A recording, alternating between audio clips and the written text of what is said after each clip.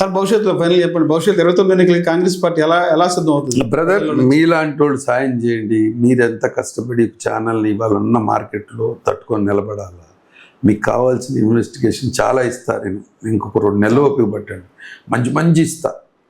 Investigation ఎవడు దొరకని issues ఇస్తా. ఓకే, నేను ఆ విధంగా కష్టపడేవాడిని. కష్టపడి పైకి వచ్చేవాడంటే భలే ఇంట్రెస్ట్. ఈ పార్టీలో కష్టపడి తీసుకురావాలని ప్రయత్నం జరుగుతుంది. ఒక 5-6 నెలల్లో పార్టీ నిర్మాణం జరిగింది. 5-6 నెలల తర్వాత ఒక స్ట్రాటజీ చేయబోతా ఉన్నారు. ఆ తర్వాత ఐడియాలజికల్గా లీడర్షిప్ తయారైంది జిల్లాల్లో కూడా. ఇప్పటికే రాహుల్ గాంధీ గారు సంఘటన సృజన అభియాన్ అని చెప్పి ఐడియాలజికల్ సిద్ధాంతపరంగా దేశంలో పోరాటానికి నాయకత్వం తయారు చేస్తూ ఉన్నారు. అది జరుగుతుంది. మమ్మల్ని కూడా మన ఒరిస్సా పంపించారు, ఒక జిల్లాలో పనిచేసి వచ్చారు. పెద్ద నాయకుడు కూడా రఘువీరారెడ్డి ఒక జిల్లాకి వెళ్ళాడు, నేను ఒక జిల్లాకి వెళ్ళాను. అట్లా పెద్ద నాయకులు జేడీ తెలంగాణ జిల్లా అట్లా ఒక్కోళ్ళు ఒక జిల్లాకి వెళ్ళినటువంటి చరిత్ర. తప్పకుండా పార్టీ నిర్మాణం జరిగింది. ప్రత్యామ్నాయం కాంగ్రెస్ పార్టీ అనే స్థాయి కాంగ్రెస్ పార్టీ వెళ్ళటానికి చర్చిస్తా ఉన్నాం. అది తప్పకుండా విజయం సాధిస్తాం. అంటే ఈ బేస్లో కాంగ్రెస్ పార్టీ ఎందుకు బిల్డ్ కాలేకపోతుంది? ప్రజలు ఎందుకు నమ్మకాన్ని కలిగించలేకపోతుంది మీ పార్టీ? నేను అది ఎక్కడికి వస్తున్నా. ఇవాళ రాహుల్ గాంధీ గారి యొక్క పోరాటం ప్రజలు నిజాన్ని గుర్తించారు. రాష్ట్ర విభజనని మమ్మల్ని దోషిగా చేశారు. ఆ దోషిలో భాగంగా మా మీద కోపాన్ని సృష్టించారు. ఈ దుర్మార్గ ఆలోచన విధానమే, ఈ దుర్మార్గమైనటువంటి కుట్రలో భాగంగా మేము బలైపోయాం. కాంగ్రెస్ పార్టీ మా పార్టీలో ఉండి రాష్ట్ర విభజనకి చేయమని చెప్పినటువంటి వ్యక్తులు ఇవాళ ఏ విధంగా నాదెండ్ల మనోహర్ డిప్యూటీ స్పీకర్గా ఉన్నాడు, ఇవాళ మంత్రిగా ఉంటాడు. అక్కడ రాష్ట్ర విభజన కూడా ముఖ్యమంత్రిగా ఉన్నాడు. బీజేపీలో ఇవాళ ఏ విధంగా చేస్తాడు? కిరణ్ కుమార్ రెడ్డి రాష్ట్ర విభజనకు జరిగినటువంటి చంద్రబాబు నాయుడు ఇవాళ ముఖ్యమంత్రిగా ఉన్నాడు. మాకు మీరు సమన్యాయం చేయండి అన్న జగన్మోహన్ రెడ్డి, మరి ఆయన ఆదరిస్తున్నారు. ఆంధ్రప్రదేశ్కి అన్యాయం చేసింది కాంగ్రెస్ పార్టీని పదే చెప్తారు. నాయకులకి ఏం చెప్తారు మీరు? ఇప్పుడు అదే నేను అదే చెబుతున్నా. ఎవరైనా ఇప్పుడు వీళ్ళు ఎటువంటి వాళ్ళు అంటే, రాష్ట్రానికి రాజధాని లేని పరిస్థితి తీసుకొచ్చింది, రెడీ రూట్లో నిలబెట్టింది కాంగ్రెస్ పార్టీ అంటారు. మేము ఆ రోజున 2014 మేము విభజన సమయంలో నేను ఒకటే చెప్తున్నా, రాజధాని అనేటటువంటిది రాష్ట్ర ప్రజల అభిష్టానం మేరకు జరగాలి అని చెప్పి నేను ఛాలెంజ్ చేస్తున్నా. మీ ద్వారాగా, ఈ S4 ఛానల్ ద్వారాగా ఈ రాష్ట్రంలో ఉన్న రాజకీయ పార్టీలు రాష్ట్ర విభజన పెట్టిన అంశాలను పెట్టండి. ఈ అంశాల్లో ఒక్క అంశమైన ఈ చేతగాని పార్టీలు ప్రభుత్వాలు ఒక్క అంశం కాకపోయినా ఒక్క అంశమైన ఈ రాష్ట్ర ప్రజల కోసం అడిగారని చెప్పానండి, నేను రాజకీయాల నుంచి మానేస్తా. కాంగ్రెస్ పార్టీ ఒక పెద్ద టీం వేసి విద్యాలయాల పరంగా ఏం కావాలి, హాస్పిటల్ పరంగా ఎయిమ్స్ అంటే ఇంకొక ఎయిమ్స్ కూడా రావాలా మనకి, ఎయిమ్స్ ఏం కావాలా, రైతాంగానికి ఏం కావాలా, పెట్రో కారిడార్ వస్తే మరో సింగపూర్ మలేషియా అయింది. శ్రీకాకుళం నుంచి చెన్నై దాకా పెట్రో కారిడార్ 300 మీటర్లు 400 మీటర్ల ఎడల్పుతో ఆ కోస్టల్ కారిడార్ ఏర్పాటు చేస్తే మినీ సింగపూర్ అయితే మంది. కానీ దాని మీదకి వెళ్ళరు వీళ్ళు. మరి పరిశ్రమలు వస్తాయిగా. ఏమి లేని అడుగుల్లో అంటే 5 లక్షలు ఖర్చు పెట్టి అమరావతి 11 సంవత్సరాలు చేయని వీళ్ళు గాడిదలు కాస్తున్నారా? భూములు ఇచ్చి ఎన్ని సంవత్సరాలు అవుతుంది రైతాంగం? 14 సంవత్సరాల నుంచి వీళ్ళు గాడిదలు కాస్తున్నారు. 2 ప్రభుత్వాలు ఉన్నాయి కదా, 11 సంవత్సరాలు. సరే, 10 గాడిదలు కాస్తున్నారా? రైతాంగానికి ఈ రోజుకైనా మేలు జరిగిందా? అయోమయంలో ఉన్నారు. అంటే దీంతో మీకు అర్థమైందా? వికసిత భారత అంటే ఇది. మోసం చేయడానికి ఉదాహరణ ఇది, దోచుకోవడానికి ఇదే మార్గం. అమరావతి రాజధానిని మరలా ఎక్స్టెన్షన్ చేయడానికి కోసం మరలా ప్రభుత్వం 2వ విడత భూసేకరణకి సిద్ధమైంది. కాంగ్రెస్ పార్టీ మీ స్టాండ్ ఏంటి? రైతుల పక్షాన్ని మీరు ఎలా స్పందిస్తారు?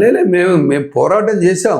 మా షర్మిలమ్మ గారు, మేము మరి ముఖ్యంగా ఇచ్చినటువంటి 33 ఎకరాలకే 33,000 ఎకరాలకే మీరు న్యాయం చేయాల. రైతాంగాన్ని రోడ్ల మీద వదిలేశారు. పాపం 4 సంవత్సరాలు 3 సంవత్సరాలు ఉద్యమం నడిపారు రైతాంగం అంతా కలిసి. వాళ్ళని మీరు రోడ్డు మీద నిలబెట్టారు. వాళ్ళు అన్యాయంగా రోడ్డు మీద వ్యవస్థను చేశారు. వాళ్ళకి న్యాయం చేయకుండా ఇంకో 40,000 ఎకరాలు తీసుకొని ఏం చేయాలనుకుంటున్నారు? హైదరాబాదు సింగపూర్ను చూసినటువంటి మనోళ్ళు వీళ్ళని ఎంతసేపటికి, అది 60-70 సంవత్సరాల తర్వాత అయినటువంటి నగరాలు, ఈ రాత్రి మేము హైదరాబాద్ని చేస్తామని చెప్పేటటువంటి మాయ మాటలు తప్ప, ప్రజలు మోసపుచ్చడం తప్ప దీంట్లో ఎక్కడ న్యాయం జరిగింది చెప్పండి. మీరు ఒక సీనియర్ నాయకులుగా ఉన్నారు, పదే పదే చెప్తారు టీడీపీలో ముఖ్య నాయకులే చంద్రబాబు నాయుడు గారు. ఆ రోజున చంద్రబాబు నాయుడు గారు దూరదృష్టి వల్లే ఈ రోజున హైదరాబాద్ అభివృద్ధి చెందిందంటారు. ఏం చెప్తారు దానికి మీరు చెప్పండి ఏ రకమైనటువంటి వాళ్ళు ఆయన దూరదృష్టి అన్నాడు? ఆ రోజున ఆయన 2020 అంటే చార్మినార్ ఆయన కట్టాడా? చార్మినార్ ఆయన గోల్కొండ ఆయన కట్టాడా? చెప్పండి. ఔటర్ రింగ్ రోడ్ ఆయన కట్టాడా? లేదా రాజీవ్ గాంధీ విమానాశ్రయం ఆయన కట్టాడా? శంషాబాద్ ఎయిర్పోర్ట్ ఆయన దూరదృష్టి వల్లే వచ్చిందంటారు. శంషాబాద్ స్థల సేకరణ కానీ అదంతా డెవలప్మెంట్. సార్ దీంట్లో అన్ని వాళ్ళు ఎంత చేశారో శంషాబాద్ ఎయిర్పోర్ట్లో కాంగ్రెస్ పార్టీ కూడా అంత. Outer ring road Rajasekhara Reddy గారు కాంగ్రెస్ ముఖ్యమంత్రిగా ఉన్నప్పుడు ఒక ముఖ్యమంత్రి ప్రణాళికలో వచ్చినటువంటి భాగం. ఈయన చేసినటువంటి దాన్ని వ్యాపారం చేశాడు.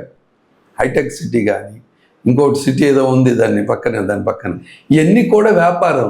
వీళ్ళు కూడా పోయినసారి రాజధాని న్యూజివీడి దగ్గర ఏదో ఊర్లోకి తీసుకొస్తాను, లేకపోతే మన దొనకొండ దగ్గర తెస్తాం అని చెప్పి ప్రజలందరి చేత ఎవడెవరి దగ్గర డబ్బులు ఉన్నాయి అన్నీ కూడా అక్కడ ఇన్వెస్ట్మెంట్ చేసుకొని వీళ్ళ అనుచరుల్ని, వీళ్ళకు ఉన్నటువంటి పార్టీ ముఖ్య నాయకులు, వీళ్ళ డబ్బులు ఎవడైతే బినామీలో ఉన్నారో వాళ్ళందరికి భూములు ఉన్నాయి, ఇక్కడ కొనుక్కోకూడదా అంటున్నారు. ఇప్పుడు మీరు చూడండి, జగన్మోహన్ రెడ్డి అనాలోచితంగా చేశాడు కానీ నిజంగా ఒక్కొక్క రైతు ఏ రైతు భూమి ఇచ్చాడు, ఏ రైతుకి ఎక్కడ భూమి ఉంది, దాన్ని కొనుక్కున్నోడు ఎవడు, ఆ కొనుక్కున్నోడికి రిటర్న్ ప్లాట్ ఎక్కడుందని చెప్పి ఎంక్వైరీ మీద చేయించండి. బంచత్ నేను ఛాలెంజ్ సుడుతున్నా. సగం భూములు చంద్రబాబు నాయుడు యొక్క సామాజిక వర్గం, చంద్రబాబు నాయుడు గారి యొక్క పార్టీకి సంబంధించినటువంటి నాయకులు ఉంటారు దీంట్లో. దానికోసం ఈ తాపత్రం 5 లక్షల కోట్లు. మీరు చూడండి, గుంటూరు, విజయవాడ, మంగళగిరి, తెనాలి చుట్టుపక్కల రిజిస్ట్రేషన్ వాల్యూ మార్కెట్ రేటుకి సమానంగానే ఉంటాయి. కానీ అమరావతిలో మాత్రం చాలా తక్కువ ఉండే. ఎందుకు? మీరు డబ్బులు తీసుకొచ్చి ఇక్కడ ఇన్వెస్ట్మెంట్ చేయండి అనేటటువంటి కుట్ర ఇది కుట్ర. ప్రజలు ఎప్పుడు నాకు భగవంతుడికి ఎవరైనా దొరికితే భగవంతుడిని ఈ కుట్రల పరిధుల్ని ఏ విధంగా రేపటి రోజులు శిక్షిస్తావో తెలియదు కానీ ఈ రాష్ట్రాన్ని కాపాడా ఇటువంటి కార్పొరేట్ల నుంచి మరి ప్రజల యొక్క సొమ్మును దోచుకునేటటువంటి వ్యక్తుల్ని, రైతాంగం రక్తాన్ని పిలిచేటటువంటి వ్యక్తుల నుంచి కాపాడని చెప్పి మనస్ఫూర్తిగా కోరుకుంటున్నాను. చరిత్రకు వెళ్ళినటువంటి కాంగ్రెస్ పార్టీ ఈ రోజున గ్రామీణ స్థాయిలో వెళ్తే ఒక 75-80 సంవత్సరాలకు ఉర్దూల దగ్గరికి వెళ్తే 3 రంగుల జెండా కనపడితే, కాంగ్రెస్ జెండా కనపడితే కొంచెం ఒక సంతోషం, ఆనందం వేస్తుంది. అలాంటి కాంగ్రెస్ పార్టీ ఈ రోజున ఎందుకు ప్రజలు ఆకర్షితులు కాలేకపోతున్నారు? నాయకత్వ లోపమా, పార్టీ లోపం అంటారు? ఎందువల్ల? ఇప్పుడు ఒకటి బ్రదర్, నేను అదే ఫస్ట్లోనే చెప్పాను నీకు, మమ్మల్ని దోషులు చేశారు, ముద్రేశారు. అంటే ఎంతకాలం? ఇప్పుడు ఇదే మీకు ఇక్కడ ఏం చెప్పాలంటే, ఇప్పుడు పెద్దోళ్ళు మనం చాలాసార్లు కథలు చదువుతూ ఉంటాం. నానా పులి వచ్చి సామెత ఉంటుంది. పులి వచ్చింది అంటాడు, పులి ఉండదు, ఎగతాలు అయిపోద్ది. నానా మళ్ళీ పులి వచ్చిందంట, నిజంగానే పులి వచ్చింది ఒకసారి వచ్చి మింగేసి వెళ్ళిపోద్ది. అట్లానే ఇప్పుడు ఇంకో జరిగింది ఏంటంటే, ఎవరో ఒక పెద్ద మనిషి మేకను తీసుకొని వెళ్తూ ఉంటే ఈ దుర్మార్గులు ఒక మనిషిని నందిని చేసే విధంగా, అది మేక కాదు నానా కుక్క అని ఒకడు, ఇంకొన్ని రోజులు ముందు ఇంకో 2 ఇప్పటికే 10 ఏళ్ళ నుంచి ఇదే కథ చెప్తానే ఉంది కాంగ్రెస్ పార్టీ. ఇంకెప్పుడు ప్రజల్లో వచ్చేది? తప్పకుండా. ఇవాళ తెలంగాణలో రాదు, ఇంకా అయిపోయిందంట. తెలంగాణలో అధికారం రాలా. విభజన తర్వాత లాభపడింది తెలంగాణ కదా. కాంగ్రెస్ లాభపడిందే లేదు, అక్కడ కూడా లేదు అన్నారు. విభజన తర్వాత మాకు కూడా 10 సంవత్సరాలు లేవు. 10 సంవత్సరాల తర్వాత అధికారం వచ్చింది. మనం కూడా ఎందుకని ఇప్పుడు మేము ఉన్నాం. మేము పోరాడుతున్నంత పోరాటం ఇవాళ 40% ఓట్లు కాంగ్రెస్ ఓటు బ్యాంకు ద్వారాగా మన నాయకుడైన జగన్మోహన్ రెడ్డి గారు రోడ్ల మీదకి వచ్చి పోరాడమనండి. ఎందుకు ఇవాళ ఓట్ల దొంగతనం జరిగిందని చెప్పి ఇక్కడ ఇంట్లో కూర్చొని మాట్లాడుతున్నాడు. దాన్ని బయటకు వచ్చి మాట్లాడమనండి. రాహుల్ గాంధీకి ధైర్యంగా మాట్లాడుతున్నాడు. అదేంటంటే రాహుల్ గాంధీ గారు ఢిల్లీలో ఉండి మాట్లాడుతున్నాడు, మన ఆంధ్ర గురించి మాట్లాడి, ఇంకా నయ్యం ఆంధ్ర గురించి ఎక్కడో పోరాడుతున్నాడని ఒప్పుకున్నాడు. నువ్వెందుకు మాట్లాడవు?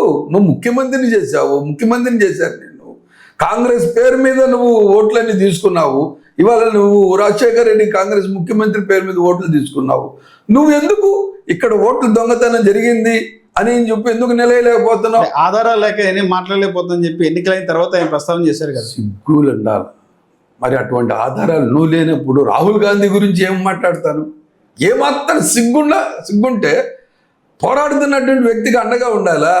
నా దగ్గర ఆధారాలు లేవని చెప్పి నువ్వు చేస్తున్నావు, మళ్ళీ మా దగ్గరకు వచ్చి పోరాడని చెప్తావా? అది ఎంతవరకు సముచితం చెప్పండి. ముఖ్యమంత్రి చేసింది ఆంధ్ర రాష్ట్రం అతనికి.